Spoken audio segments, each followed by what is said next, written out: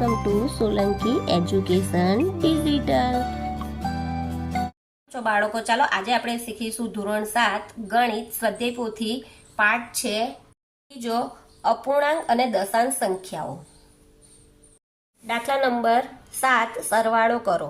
જો અહીંયા તમને એક વાત કહી દો કે અહીંયા સરવાળો હોય ને બાદબાકી હોય તો જ તમે લસા કરો, કેમ કે છેદ સરખા કરવા માટે લસા કરવો પડશે. જ્યારે ભાગાકાર ને ગુણાકારમાં છેદ સરખા કરવા માટે આપણે લસાની જરૂર ન પડશે. તો આપણે શરૂઆત કરીએ.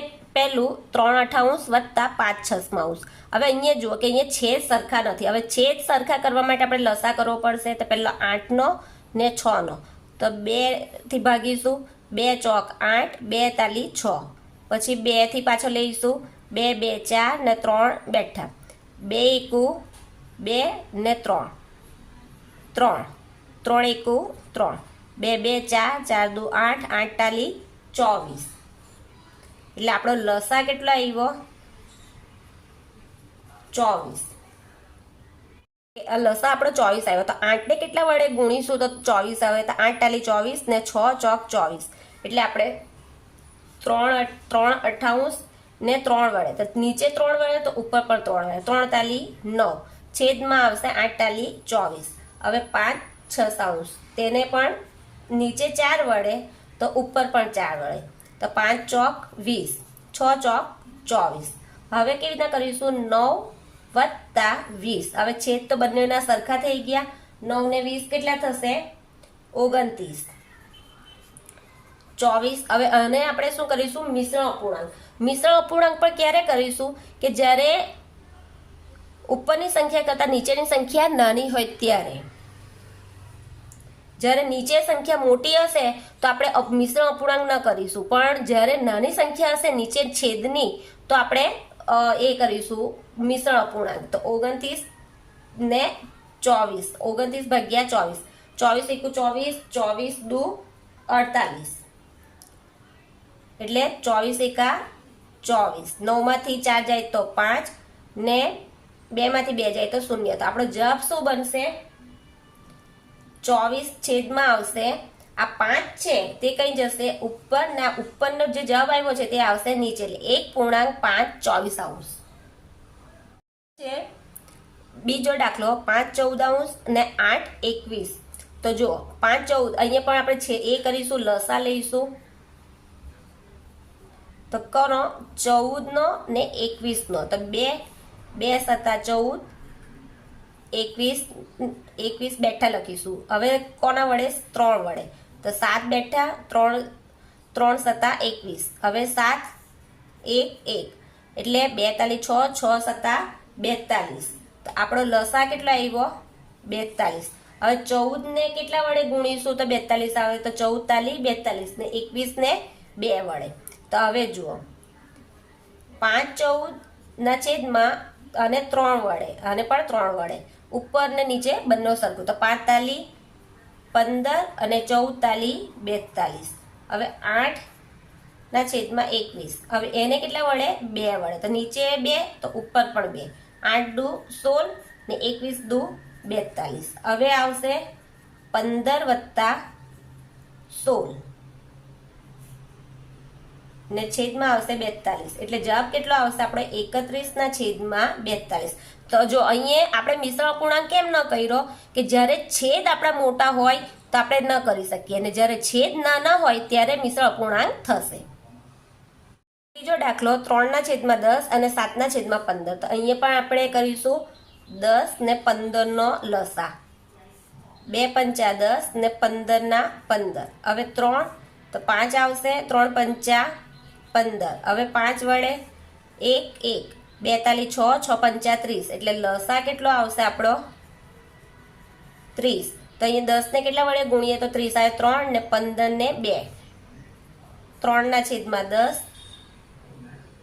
નીચે 3 તો ઉપર પણ 3. એટલે 3 તાલી 9 ને 10 તાલી 30. 7 ના છેદમાં 15. એટલે નીચે પણ 2, ઉપર પણ 2. 7 દુ 14, 15 દુ 30. એટલે 9 વત્તા 14 ના છેદમાં આવશે 30. એટલે જવાબ આવશે આપણો 23 ના છેદમાં 30. ચોથા નંબરનો દાખલો 2/9 વત્તા 5/12. તો હવે 9નો અને 12નો લસાઅ કરીશું. તો પહેલા 2, 9, 2 6 12. હજુ 2 વડે ભગાશે. 9 2 તાલી 6. હજુ હવે 3 વડે. 3 તાલી 9 ને 3 એકુ 3. 3 1 1. એટલે આપણો લસાઅ કેટલો આવ્યો? 2 2 4. 4 તાલી 12. 12 તાલી 36. આપણો લસાઅ આવશે 36. 2/9. 9 ને કેટલા વડે ગુણીશું તો 36 આવશે? તો 4. અહીંયા 4 આપવા પડશે નહીં. 12 તાલી 36. એટલે અહીંયા 4 આપીશું તો ઉપર પણ 4. 4 દુ 8. 9 તાલી 9 ચોક 36. 5/12. તો અહીંયા 3 તો ઉપર પણ 3. 5 તાલી 15 ને 12 તાલી 36. હવે 8 વત્તા 15/36. તો 15 ને 8 કેટલા થશે? 23/36. પાંચમો દાખલો 3.2 વત્તા 2.3 હવે મિશ્રણ અપૂર્ણાંક છે તેને આપણે પૂર્ણાંક બનાવીશું. 3 5 15. અહીંયા ગુણાકાર ને અહીંયા સરવાળો. 3 5 15. 15 ને 2 17. એટલે 17/છેદમાં કેટલા આવશે? છેદ તો એટલા જ રહેશે. અહીંયા કેવી રીતના આવશે? 4 દુ 8. 8 ને 3 11. એટલે 4. હવે આપણે લસાઅ કરીશું. લસાઅ 20 આવ્યો. તો હવે અહીંયા 5 ને કેટલા વડે ગુણીએ તો લસાઅ 20 કરીશું. 5 ચોક 20 ને 4 ને 5 વડે. એટલે 17/5. એટલે અહીંયા કેટલા આપવા પડશે? 4. તો ઉપર પણ 4. 17 ચોક 68. 5 ચોક 20. 11/4. તો અહીંયા 5. તો અહીંયા 5. 11 5 55. 5 ચોક 20. એટલે 68 વત્તા 55/20.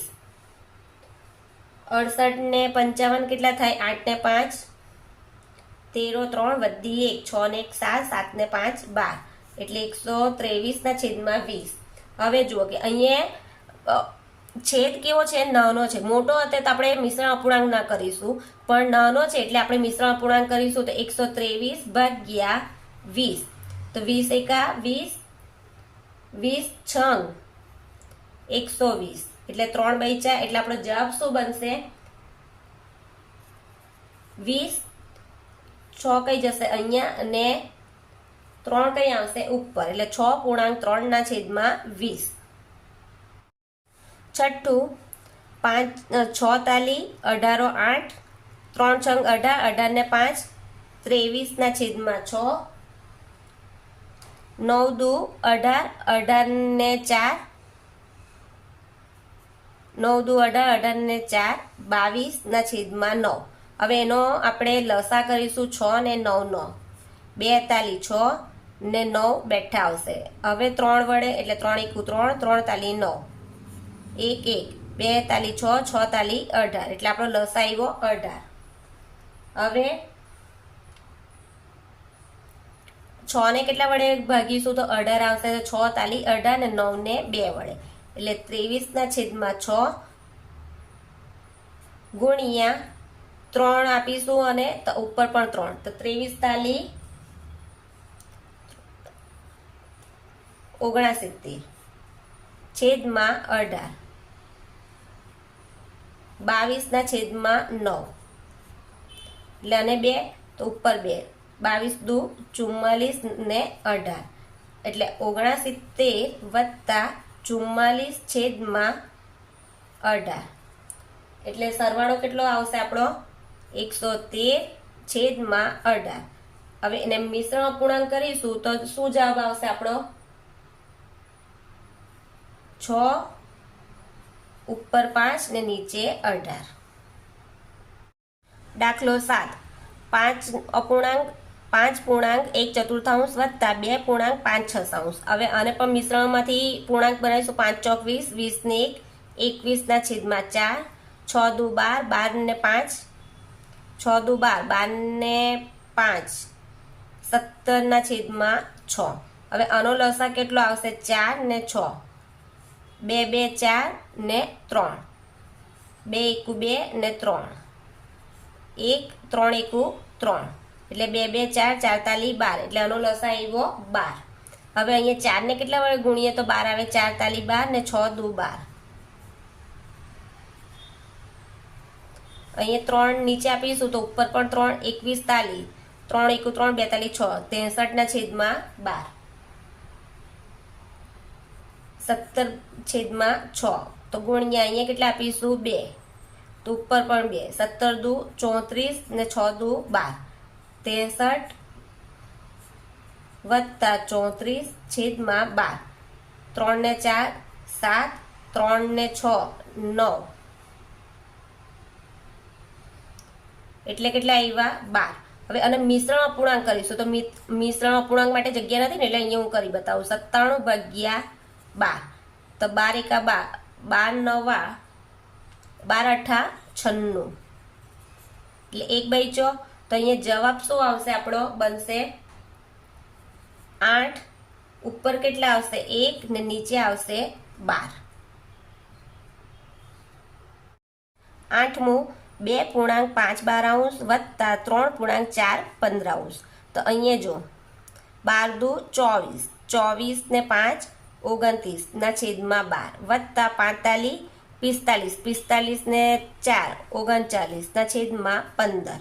હવે આનો લસા શું બનશે 12 ને 15 નો લસા 2 છંગ 12 2 ને 15 ના 15 હજુ ચાલશે 2 તાલી 6 ને 15 હજુ હવે 3 થી 3 એકુ 3 3 પંચા 15 હવે 5 થી એટલે 1 1 2 2 4 4 તાલી 12 12 પંચા 60 એટલે 29, 12 ને કેટલા વડે ભાગીશું તો 60 આવશે એટલે 12 પંચા 60 ને 15 છે તો 15 ને આપણે કેટલા વડે ગુણીશું તો એટલે 15 ને 4 એટલે 15 ચોક 60, 29 ના છેદમાં 12 એને કેટલા આપીશું 5 તો ઉપર 5, 29 ગુણ્યા 5 એટલે 145 છેદમાં 60,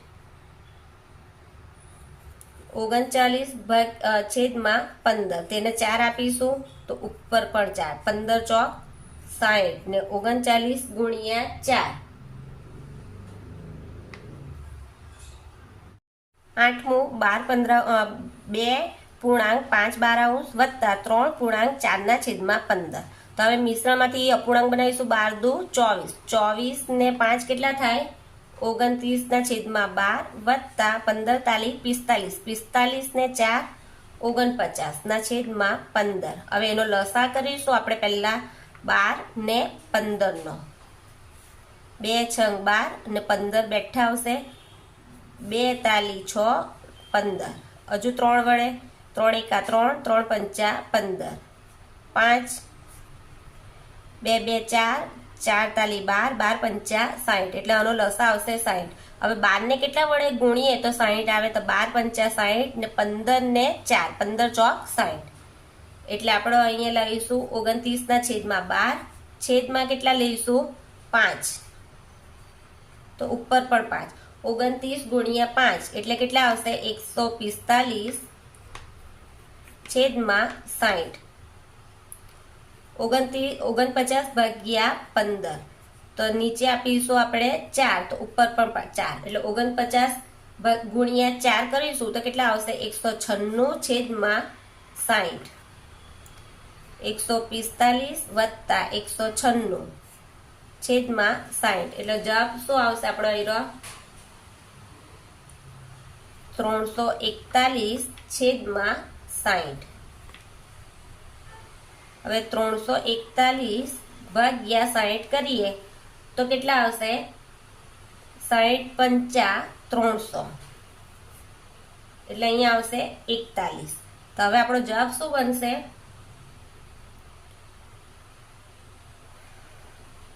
5 કઈ આવશે અહીંયા નીચે 60 ને ઉપર આવશે 41।